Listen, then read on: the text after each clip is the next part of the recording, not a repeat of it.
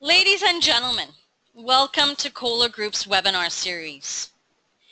The topic of this series is taking advantage of Hong Kong's business environment. Today is part 2 of 5 webinar sessions we'll be holding, and the topic for today is compliance regulations in Hong Kong, securing your investment. Compliance is a headache for any investor.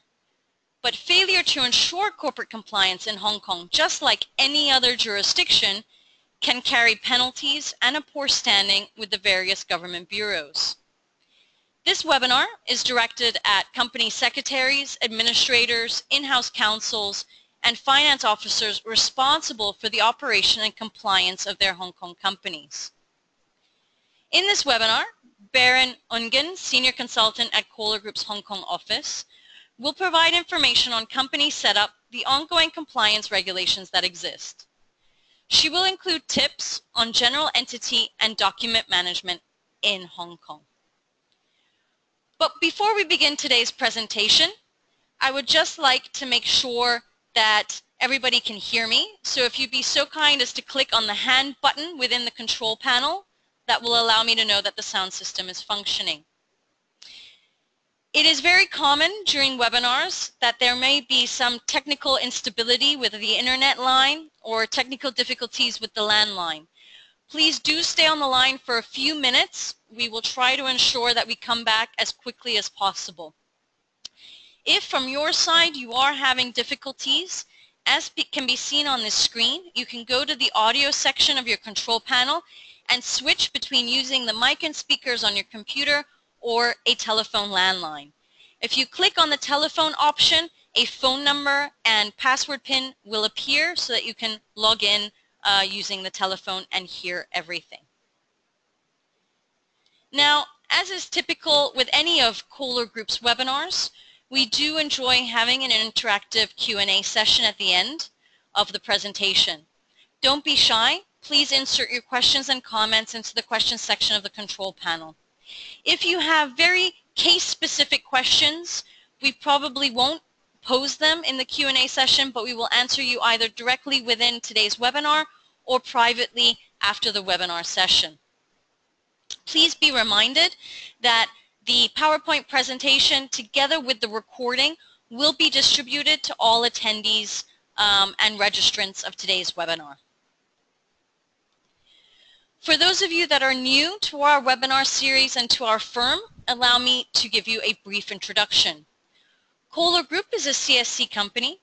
We provide a wide range of market entry consulting services, pre-investment advisory services, and on-the-ground implementation and outsourcing solutions for companies that are entering and expanding within the Asian region, primarily focusing on 3 jurisdictions: Hong Kong, Singapore, and China. We have just over 120 professionals that are located throughout our 10 offices.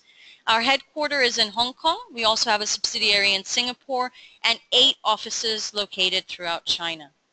One of our unique advantages is we do speak over 10 languages internally and are able to cater to our clients in their mother tongue.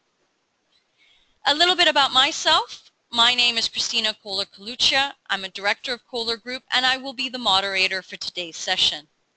I've been working with Koehler Group since 2003 when I first relocated to Shanghai to open our first China office. I've been helping Western companies not only with their market entry, but also their expansion within the Chinese territory, and furthermore, their expansion within the Asia-Pacific region. I'm co-author of our monthly magazine, which is ChinaInvest.biz. If you're interested in subscribing to any of our online resources, this can be easily done so on our website by simply inserting your email address into the section called ChinaInvest.biz Information Series. Now, without further ado, I will let Berrin introduce herself, and she will begin today's presentation. Berrin? Thanks, Christina, for the introduction. Just a few short words about myself. My name is Berrin Oenguen. I work in the Business Advisory Department of Koehler Group here in Hong Kong. And as such, my responsibilities include ensuring my clients' corporate compliance. This is what today's talk will focus on. Next slide, please.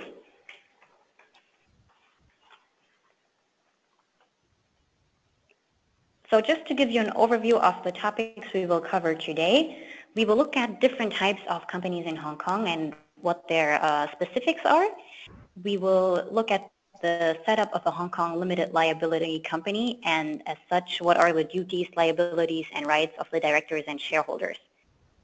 We will focus on the ongoing compliance, be that tax returns or annual and other obligations with the company's registry or the IRD.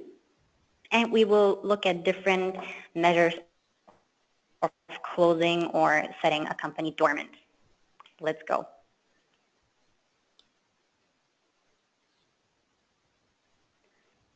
On this slide, you can see the three main types of companies I want to focus on today. Just for the sake of being complete, we also have public companies in Hong Kong and limited companies limited by guarantee. Those are usually NGOs or charitable organizations, so I don't want to focus on them in this context.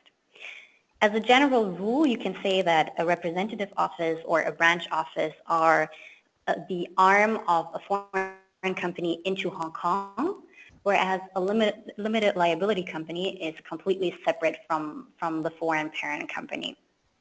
As such, the business activities these types of companies can conduct are different. So the LLC can conduct all types of business activities, while a branch office is required to conduct the same activities as the parent company. The representative office, on the other hand, is the smallest vehicle into Hong Kong. With the representative office, you can really only conduct market research and coordinating activities. You are not allowed to make any profit. A limited liability company can be 100% foreign or locally owned, or a mix of the two. The branch office and the representative office must be foreign owned, just as a logical consequence of their structure, of what they are. Hong Kong LLCs have a maximum number of 50 members, whereas branch office and representative office would be governed by their home jurisdiction. So for example, if you can have 10 members in your home jurisdiction, that's as many members as the branch office can have as well. Next slide, please.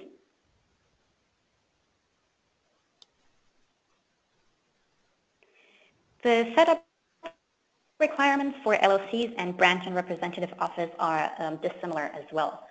So as a minimum setup requirement for a Hong Kong company, you only need one shareholder and one director. Branch and representative offices carry over their foreign parents' structure, but they do have to appoint one staff that would represent this company within Hong Kong. The LLC, as the name suggests, has a limited liability, whereas for the branch office, and this is an important point, the parent is liable for whatever happens in the branch. So that is one consideration you should have when choosing your vehicle. Another important point is that with the Hong Kong Limited Liability Company, you do need to do annual management accounts and an annual audit, because you have to file your audited accounts with the IRD yearly along with your profits tax return. However, you do not have to file these accounts with the company's registry. That means that your audit report is not public. Branch offices, however, may be required to file their accounts with the company's registry depending on the jurisdiction of the parent company. If the parent jurisdiction requires the publication of accounts, then you are required to publish them in Hong Kong as well. So that is another point you should consider when setting up a branch in Hong Kong, just to remember that your accounts may be public here in Hong Kong.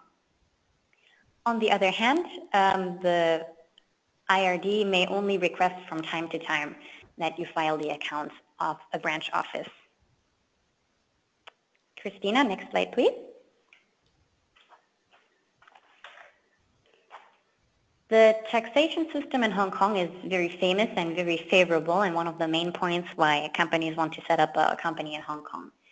Generally, the profits tax rate is at 16.5% for both the LLC and the branch offices. The taxation for all types of companies is very easy in Hong Kong. It can usually be done from 1 working day to around 1 week for the representative office. So if you compare that, for example, with China or maybe your home jurisdiction, you will find that it's much easier to register a company here. The governing body of LLCs and branch offices in Hong Kong is, on the one hand, the company's registry, on the other hand, the IRD, Inland Revenue Department. Representative offices do not have to register with the company's registry, and as such, they have very little annual compliance requirements. This is one of the main advantages of setting up a representative office here in Hong Kong, because you're not registered with the company's registry, you have little compliance, but on the other hand, you're also very limited in scope. The branch office offers the advantage of a different tax structure, so depending on your parent jurisdiction, this might offer you an advantage in terms of especially the losses that the branch may incur in the first few years of business. However, you may be subject to overseas tax depending on your home jurisdiction, and a branch office is not a separate legal entity from the parent. That means you may be liable for the proceedings at your branch office here in Hong Kong. It's also quite an administrative hassle because you need to provide certain corporate documents in English or Chinese. So if you are from a jurisdiction where this is not the legal language, then you would have to get those translated.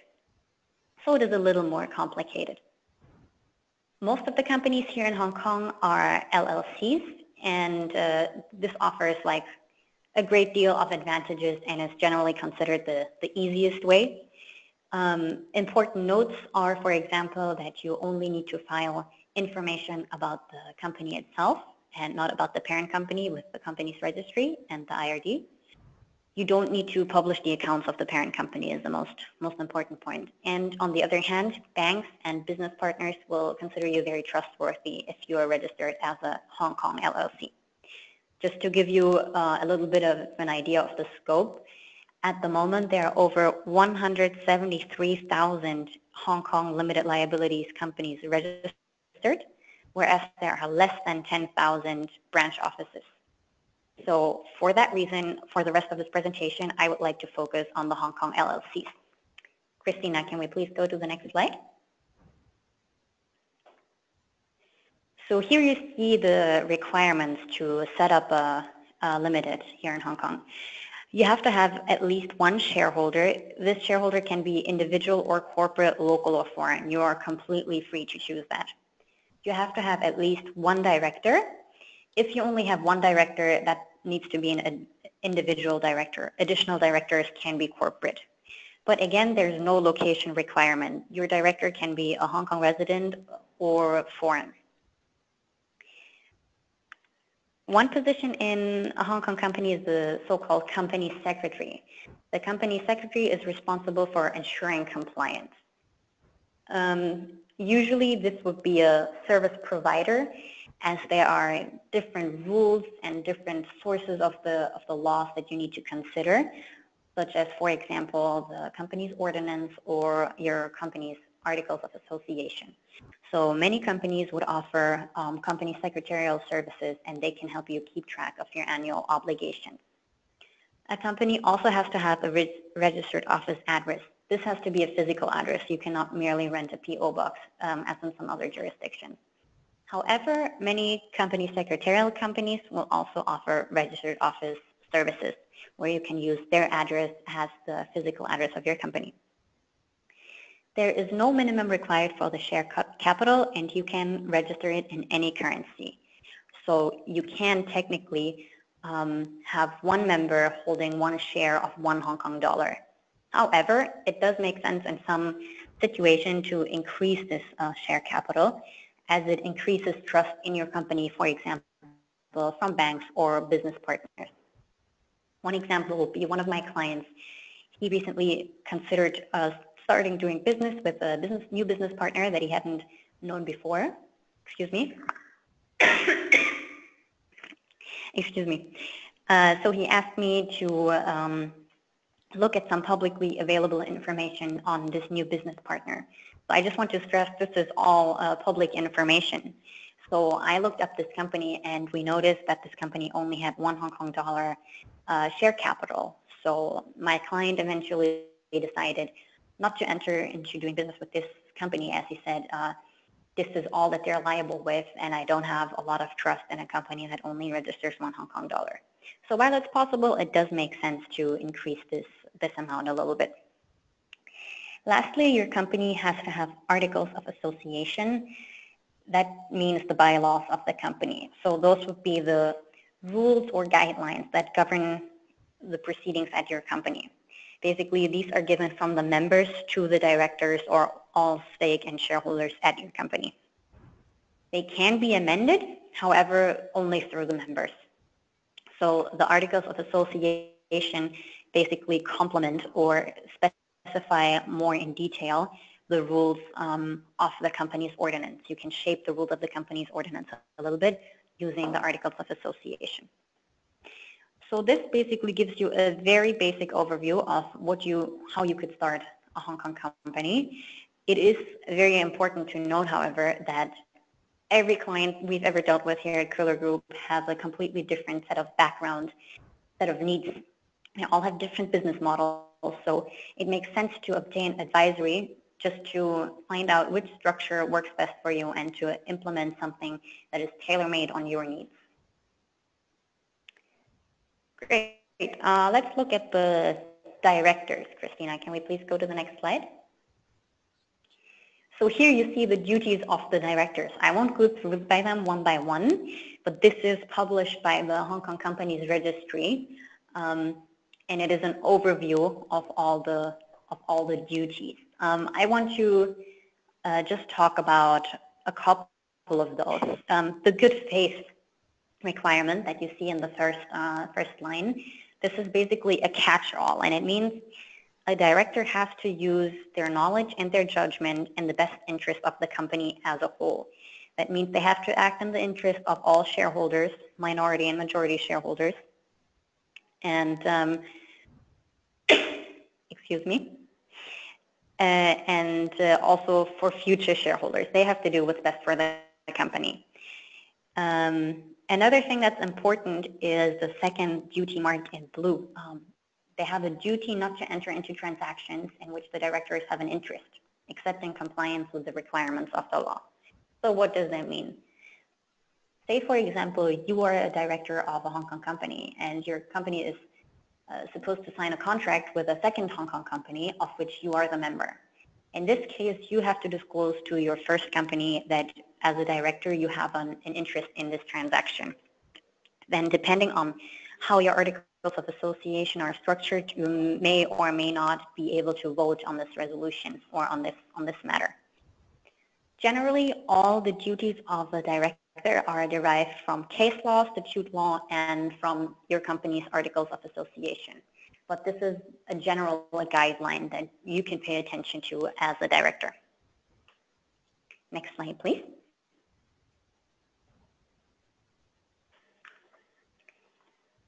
The rights of the directors basically come down to handling the day-to-day activities of the company as per the authorization of the board. Directors can vote in board resolutions and execute resolutions passed at shareholders' meetings. What's important to note is that power is distributed evenly between several directors. So if your company has a sole director, he holds 100% of the director's power. However, say you have 2 or 3 directors, then that power would be evenly distributed by each of them, keeping each one of them in check a little bit. This, of course, all works within the restrictions of company's ordinance and articles of association. As for the liabilities on the next slide, it basically comes down to this. You cannot use your company as a vehicle for criminal activity and expect to be protected by the so-called corporate veil. If a company commits an offense with the consent or the knowledge of a director, he is considered guilty of that same offense.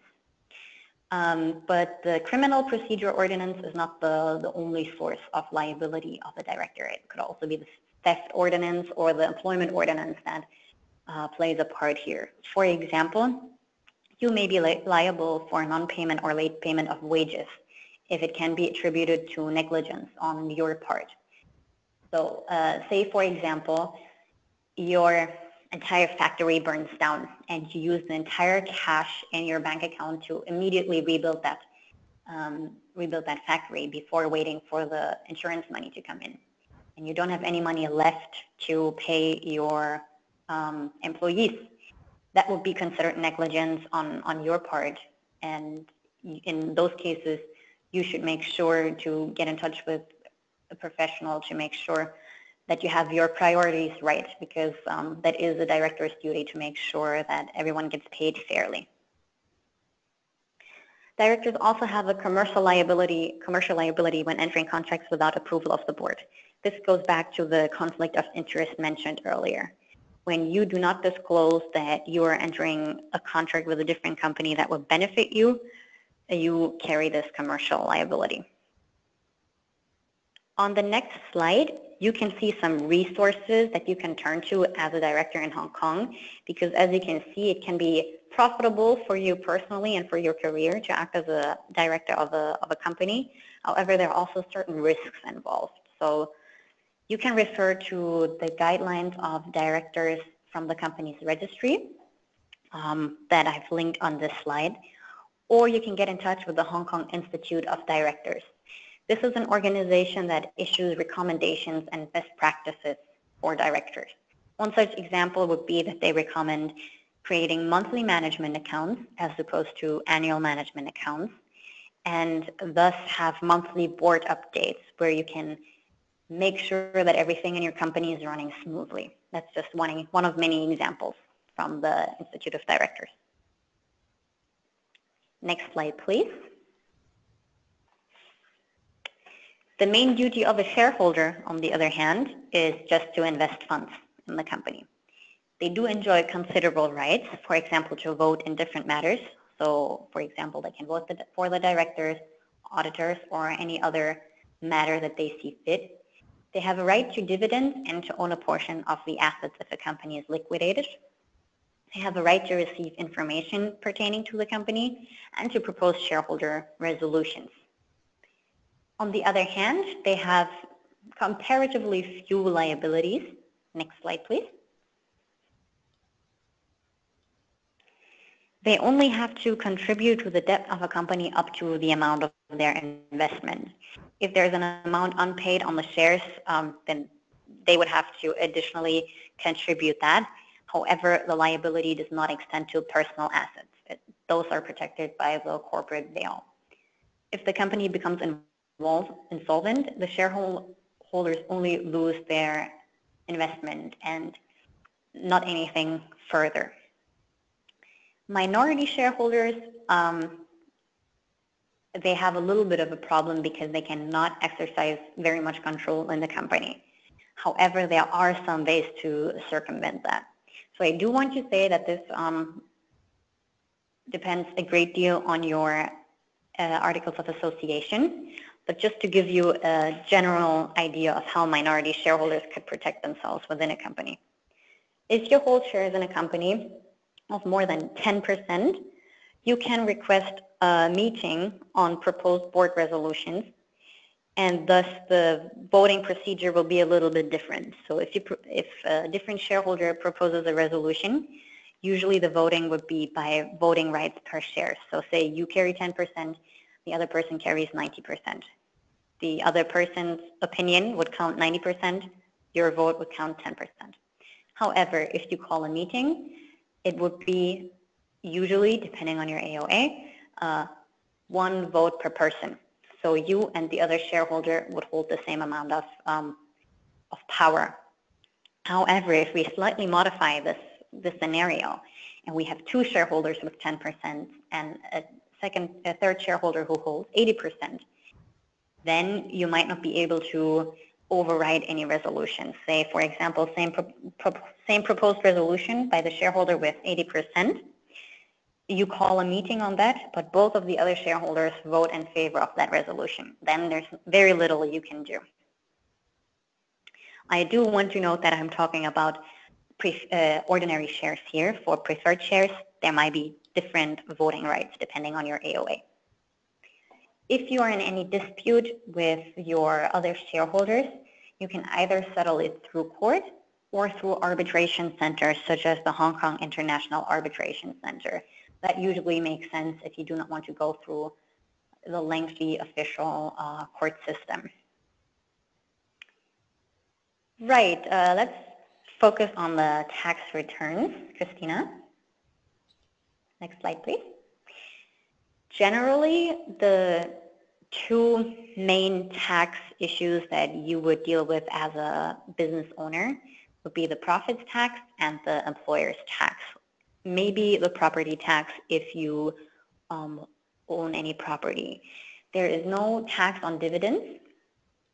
So we have a single tier tax system, meaning that you will only be taxed on your profits and not a second time on your dividends. The flat tax rate is at 16.5%, and we have a territorial tax system. That means that only income derived in Hong Kong will be chargeable to a profits tax. A lot of my clients have heard of the so-called profits tax exemption, and I do want to note at this point that we have a webinar on Friday about this topic by my colleague, Mr. Albert Hui. So if you're interested in this, do also register for the webinar on Friday. But just as a quick note, what many of my clients are very surprised about is that you have to apply specifically to receive the profits tax exemption. You do not just get it. See it from the perspective of the government. They do not want to give you this profits tax exemption. You have to prove that all of your income was derived offshore. So it is a pretty complicated and involved application. And again, if you want to learn more about it, let's register for Friday. But if you just want to pay your normal profits tax of 16.5%, you have to submit your audited accounts and tax return to the IRD, Inland Revenue Department, yearly. And then you will be issued a tax number based on the previous year's figures for that year of assessment, and a provisional tax number issued for the coming year. So you will pay basically 1 year in advance, and then at the end of the year, your actual tax liability will be compared to the provisional tax liability, and you will receive credit if you paid too much provisional tax on the previous year. You may be able to benefit from double taxation agreements. There are around 35 double taxation agreements at the moment, but this is very specific to each jurisdiction, and you should get in touch with a professional to see if that's something you could benefit from. Next slide, please. On the other hand, we have the employer's tax return. This return reports the remuneration paid to your employees. The Hong Kong financial year is from 1st of April to 31st of March. So after the 31st of March, you will have to report the income paid to your employees within that period. It is important to note that you have to file a nil return, even if you have no business or no employees. You cannot just choose not to file this return. And it is good practice to provide one copy of the filed form to your employee so they can use that for their individual tax return. Please do remember that dividends are not taxable, so please don't file those in the return. So to ensure that all the information in the profits tax return and employees tax return is accurate, business owners have to keep their accounting and payroll records for 7 years. This is even after their deregistration. Otherwise, they are liable to a pretty large fine. So this is, of course, a lot of paperwork. So on the one hand, it definitely makes sense to use a computer system to keep your records for a multitude of reasons. First of all, you may be able to use tools that help you run your business if you do use an online-based or computer-based tool. On the other hand, it will be easier to audit by the IRD. So if you do get audited and you have all the information stored on your computer, it will be less disruptive to your business, and as such, you won't have as much losses or you won't be as bothered by any audits. On the other hand, you do have to keep the originals of these records, but that is also something your corporate compliance provider may be able to do for you. Next slide, please.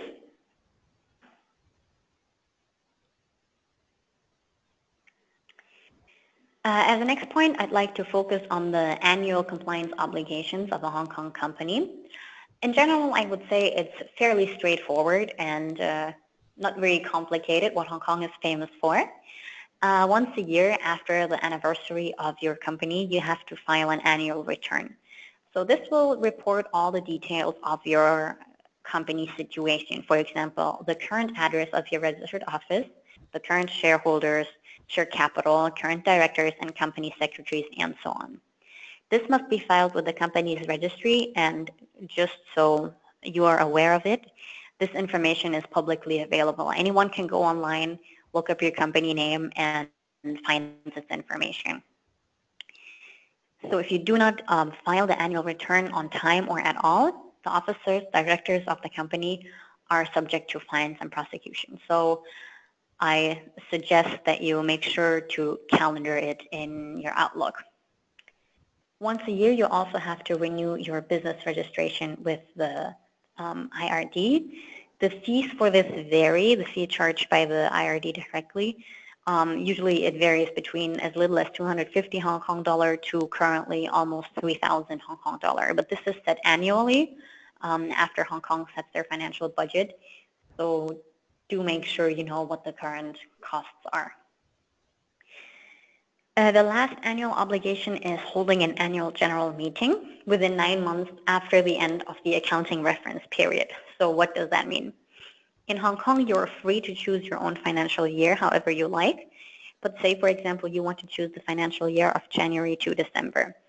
That means you need to hold your AGM before the 30th of September every year. And at the AGM, auditors and directors are appointed or reappointed. Financial statements will be approved. The director's remuneration will be declared, as well as final dividends, and any other annual business you want taken care of can be discussed in this annual general meeting. So those are all the annual obligations that you have. However, if you actually use your company to run a business, you will find that there are a number of other obligations that you will have throughout the year. Next slide, please.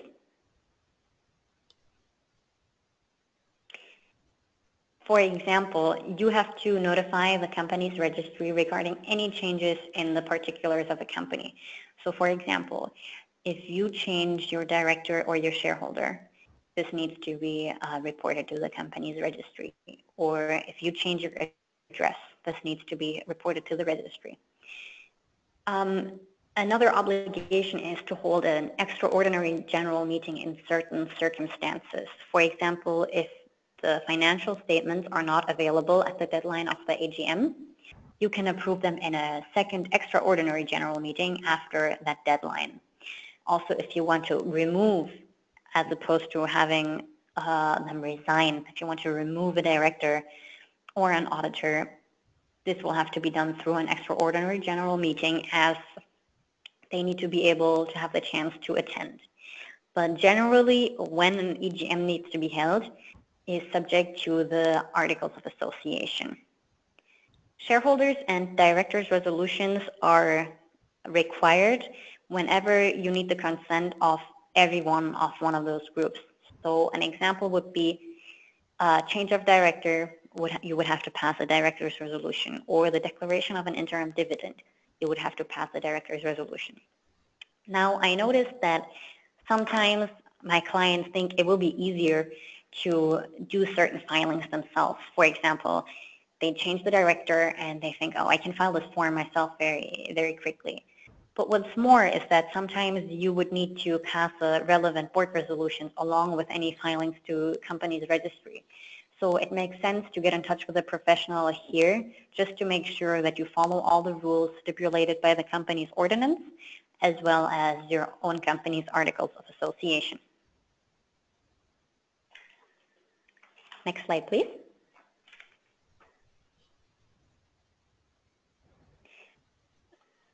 So now we are coming towards the end of a life cycle of a Hong Kong company. What can I do if I don't want to use my company at the moment? You have two options. The first option is dormancy. That means that your company hibernates of sorts. That means they are exempt from certain annual filings, such as the annual return. They're also exempt from preparing audited financial statements, which of course also means you need to do no accounting. But you do have to fulfill other requirements, such as having a registered office. And you may be required to submit a profits tax return and an employer's tax return on nil basis on request by the IRD. In general, however, since you do not need to do any accounting or audit, this is a great vehicle to keep costs down while you figure out your future strategy for Hong Kong. But if you are sure you want to leave the Hong Kong market, you can deregister your company completely. Next slide, please. The requirement for a clean deregistration is that all members agree to have a company deregistered. You have to have ceased business at least 3 months ago, and you have no outstanding liabilities. So the procedure would be as follows. You have to prepare all outstanding audits up to the present moment, and then obtain a so-called tax clearance. That means you submit all your profits tax return, employees tax return, and so forth, and you submit them to the IRD, and you ask them to confirm that they have no outstanding issue with you, and you have no outstanding liability to them. If you have this letter in hand, you can apply for deregistration with the company's registry.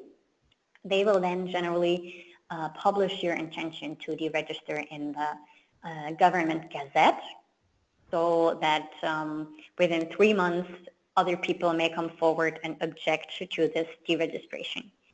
If, however, you have no outstanding liabilities, after 3 months, your company will be finally closed completely. What's important to note is that this entire process will take around, say, 9 to 12 months. That includes finalizing your audit, obtaining the no objection from the Inland Revenue Department, as well as the entire deregistration process. So just keep in mind that this is not a process which starts today and is done by tomorrow. On the other hand, you have the option of winding up your company. Next slide, please. This can be either mandated by a court or done voluntarily. If you wind up your company, you need to appoint a liquidator who will settle all the accounts, pay off debts, liquidate the assets, and distribute any surplus to the members. Once this liquidator is appointed, it's important to note that the directors of the company hold no more power. So this was the entire cycle of a company, from registering it to the annual obligations to deregistering it. That's it from my side, and I'm excited to hear your questions. Thank you, Berrin. We have a few questions that have come in throughout the presentation. So let's start off before we run out of time. So the first question that came in is, based on your own experience, and based on the experience of your clients, can you provide some tips on how to remember each posting? And by posting, I mean how to remember who the shareholders are, who the directors are, who the authorized signatories are, and finally, how would you maintain all the documents associated with the company? Because it does seem that with board resolutions having to be issued and produced, there is considerable paperwork involved in maintaining the company. Right, so this is pretty difficult to keep track of, especially if you are a large corporation active in many jurisdictions across the globe. So if people switch jobs and they switch their postings, or you are restructuring your corporation, it can be a big task trying to keep all the positions straight. Corporate service providers such as ourselves can be really valuable here, because usually at Koehler Group, for example, we use our own database, our own system to keep track of all the present directors, shareholders, signatories, and so on, as well as the historical changes. So that can be really useful if you need to confirm when has this director resigned. You also need to keep in mind that a company is required to keep a corporate kit at their registered office. So this would be a physical file that contains filed forms of any changes, board resolutions, as well as registers of directors and members. And if you have more than 1 or 2 entities in Hong Kong, it can really make sense to outsource this paperwork. Great. So then the next question comes down, because you're talking throughout the presentation in relation to corporate compliance procedures, and I know that corporate compliance has no impact on banks, but we do have a couple of questions that came in relation to banks.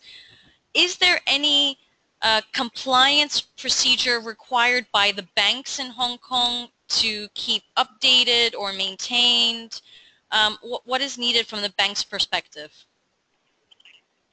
So the short answer is that there is no annual compliance requirement from the banks. Basically, as soon as you finish setting up your bank account, you're good to go.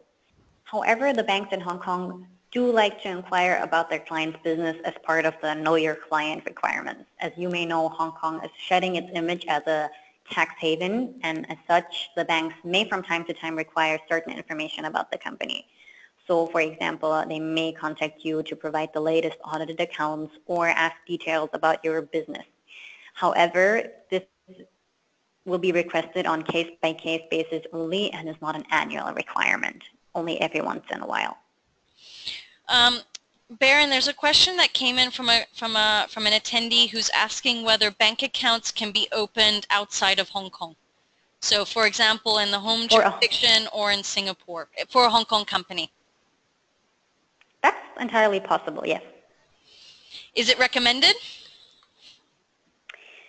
Well, if you want to do business in Hong Kong, it is generally best to have a bank account within Hong Kong, just because it makes it easier for your partners here. However, if you do have good reasons to open a bank account outside of Hong Kong, then that is something that you should discuss with a professional perhaps and see if that really is the best structure. And then the last question that has come in is, oh, sorry, there's two more. There's one question that came in relation to your slide 8, in relation to members. One moment, I'm just going to go back to that slide. The last point here, Thanks. cap on number of members. What is the members in reference to? Is it employees, shareholders, investors, owners? Oh, sorry, I should have clarified that. Members is the official term here in Hong Kong for shareholders. So you have a cap on the number of shareholders at 50 shareholders per private limited company. Great, thank you. Now let me go back to the Q&A. So the last question that came in was in regards to the share classes. Can you elaborate a little bit further on the different share classes and in what other ways can a company make use of them? There are several factors that may contribute to the decision to issue classes of different shares. A first and very common one is to provide an incentive to a particular investor. So you could issue preference shares to that one person that carry special voting rights. Another common share class are non-voting shares. Say, for example, you want to include shares as part of an employee's benefits package, so they can collect the dividends. But you do not want to give all your employees any voting rights. So in this case, you can create non-voting shares that would enable them to collect the dividends while not having any voting rights. Other popular share classes are, for example, deferred shares, redeemable shares, or management shares. So these last ones are really interesting. A management share carries extra voting rights and are issued, for example, when you bring in new investors and you issue new shares to them, the original owners may want to have management shares that allow them to retain control. Again, this is something that you would do through your AOA or as your AOA permits, and a provider can help you figure out what the ideal structure is for you. Perfect. So Berrin, that's all the questions that have come in today. Thank you very much for today's presentation.